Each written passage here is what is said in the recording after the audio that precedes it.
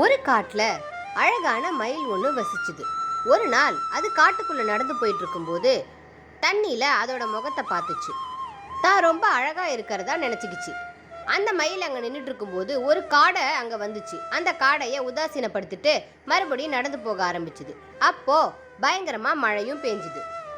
மழை நின்னதும் மறுபடியும் தண்ணியில மயில் தன்னோட முகத்தை பார்க்கும்போது மயிலோட முகம் ரொம்ப கோரமாவும் அசிங்கமாவும் இருக்கிறத அது பார்த்துச்சு. அங்க வந்த அந்த காடை முகத்தை பார்க்கும்போது அந்த காடை ரொம்ப அழகா தெரிஞ்சுது.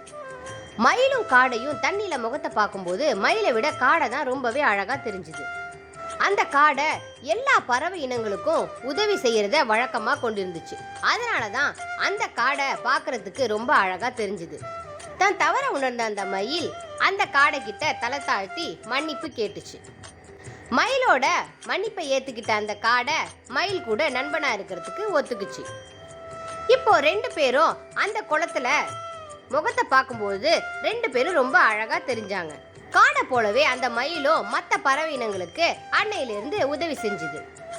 அழகு அப்படிங்கிறது நம்மளோட உள்ளத்துல மட்டும்தான், வெளி தோற்றத்துல இல்லை.